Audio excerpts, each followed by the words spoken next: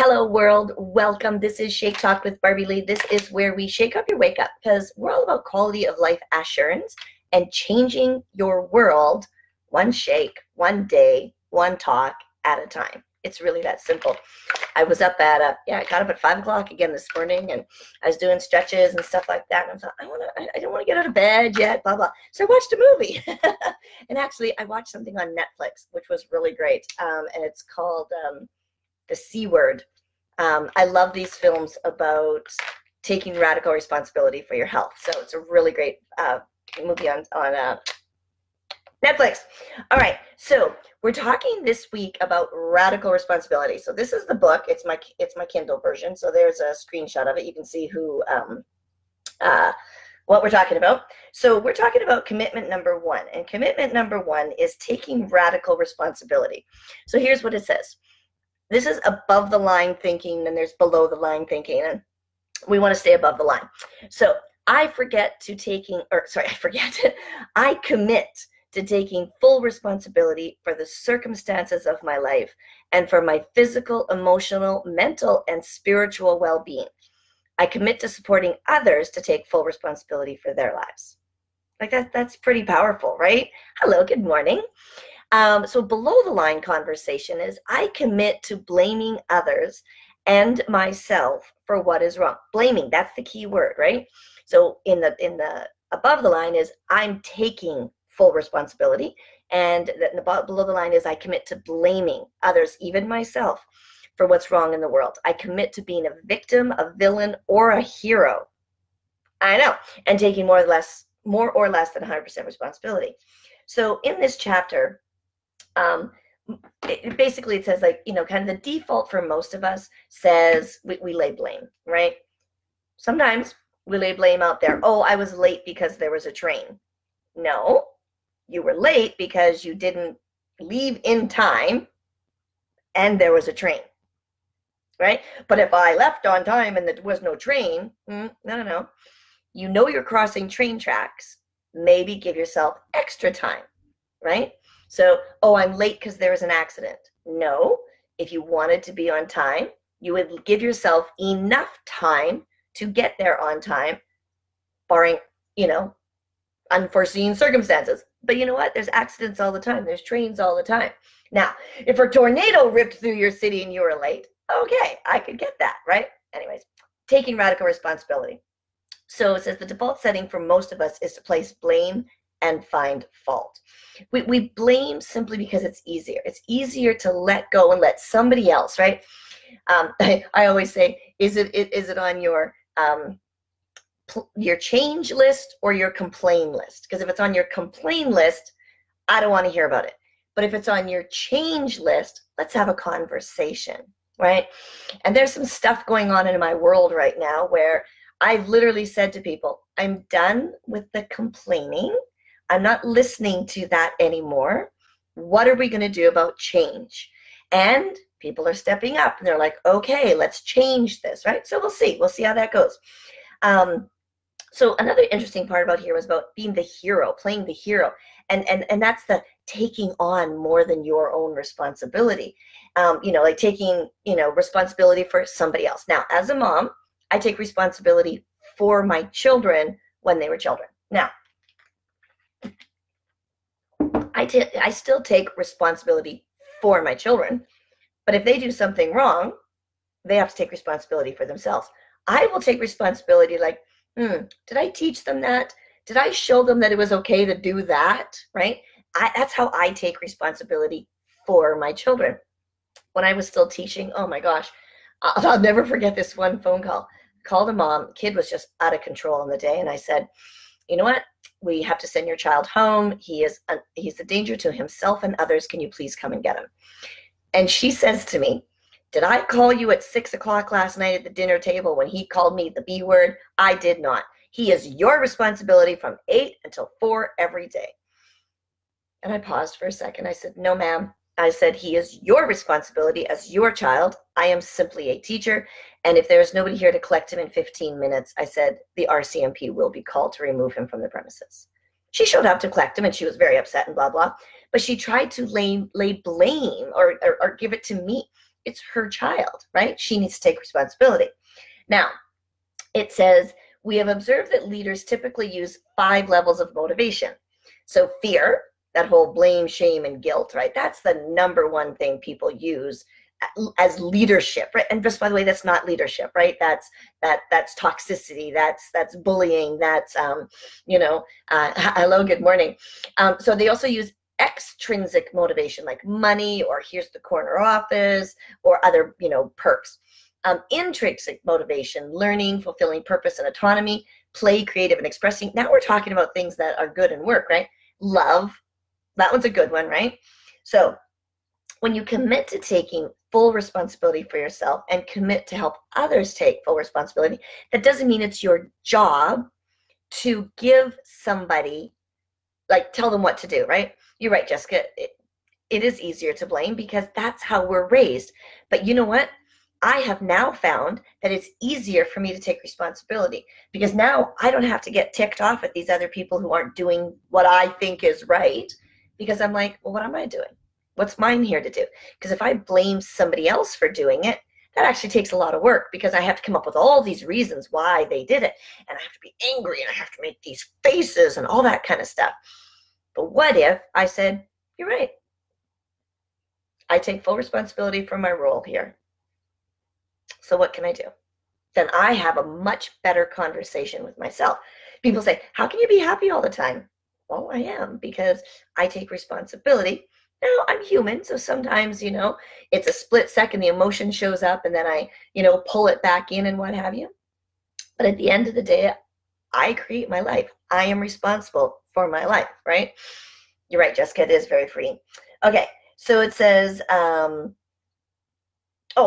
it says, self-blame is equally as toxic as blaming others or circumstances, because it's not taking responsibility, right? So blaming the train because you were late versus taking responsibility that you didn't give yourself enough time because there was a train, or, in case there was a train. So I really love this book for a multitude of reasons. And like I said, we're going to go through them over the next 15 weeks. So what happens, though, in the body when we take responsibility is things change, right? We start thinking differently. We start asking ourselves different questions, right? If we don't like our results, we must change what we're thinking and what we're doing. It's nobody else's fault. So on LinkedIn yesterday, and I shared it on Facebook, I posted an article about how women, and especially moms, are getting ripped off by network marketing companies. And, it's all a scam and blah, blah, blah. There's your book for you, Jessica. Okay, I got it on my Kindle, so you can get it on your Kindle. So I posted this article, and I'm all about, it makes me chuckle, because here's the thing. So I'm with Isagenix, right? And in Isagenix, I think we've just had our 290-someth person, 90-someth person that has earned $1 million in network marketing. So almost 300 people have earned $1 million just in our company. Now, my coach in Upline, Susan Sly, earns that every year. Now, does the business not work, or do the people not do the work? Think about it. If there are about 300 people in my company making $1 million, does that mean it doesn't work? No, it totally does work. When you work it, when you do to follow the skills, the successes, blah, blah, blah. There's multiple things. It's a business. You got to run it like a business, right? So I giggle because the people in that article that says, oh, I got lost so much money in network marketing. No, you chose to invest some money, typically in a sign up for some product that you now have to sell or put on display. You made that choice consciously. Nobody held a gun to your head and said, buy these products and go into your friend's home and try and sell them. Nobody did that. Did they allure you with the thoughts of, grand life and riches and, beautiful, luscious locks? I'm thinking of one of the companies, or beautiful clothing, whatever. Of course they did, because that's how people sell.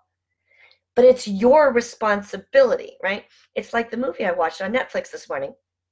It's called the C Word, right? And it was about how prevention is the only cure for cancer in our world, right?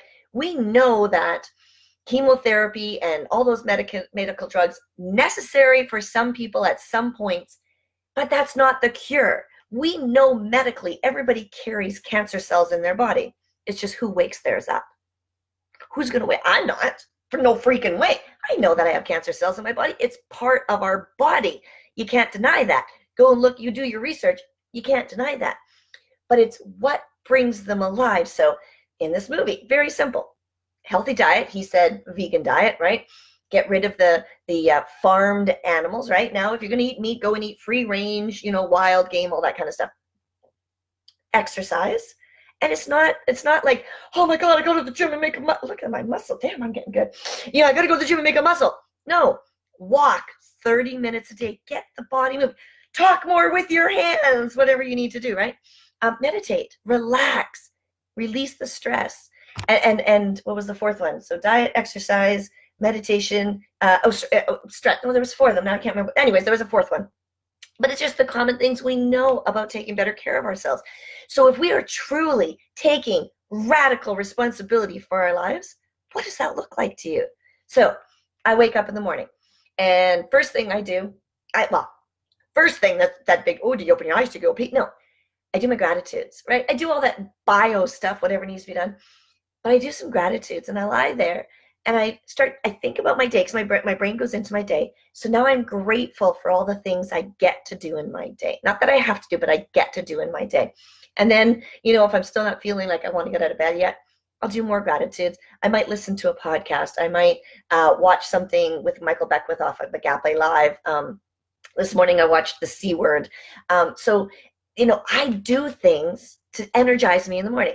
And then I do my exercises. So this morning, I'm a little bit stiff today. I did a little too many sun salutations this week.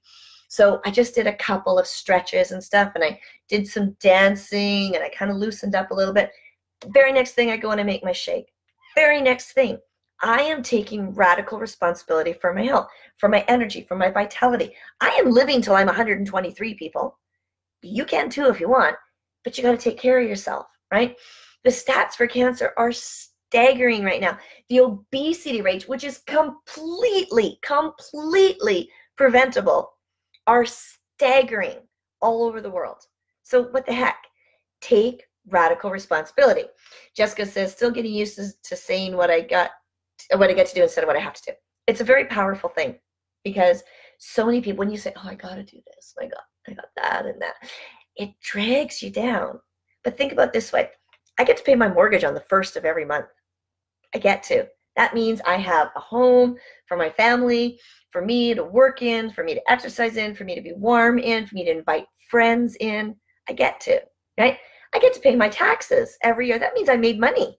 I get to pay my taxes every year. I made money. I get to pay my taxes. So here's the bottom line about radical responsibility, and it'll probably interweave in some of the other ones that we do. If you feel then you're probably not taking responsibility. You're probably laying blame. And if you feel, you're probably taking radical responsibility. See the difference? Geez, you know what so-and-so did? Or, it's a different feeling. You're thinking, your shoulders are back. You're like, ooh, what did I do? What's mine to do? Not blaming, but taking responsibility. It's really simple. Not easy, but it's simple. And isn't that what life is? It's not easy for me. Well, in the beginning, when I started with Isagenix, it wasn't easy to think I was going to have a shake for a day. Oh my God, every day for breakfast. I tell, so Jessica and Fong, they've been, 5-6 years. I'm not sure now how long Jessica, but Jessica tells me a little while ago, she's like, and Fong, on their fifth anniversary of Isagenix, Fong is like, her husband, I've been eating the same thing for breakfast for 5 years. Oh, okay.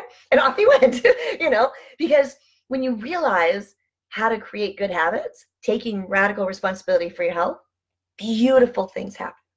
Beautiful things happen. So I'm just saying, what are you going to do to take radical responsibility for your life? I don't know. I got something. What are you going to do? Have a great day.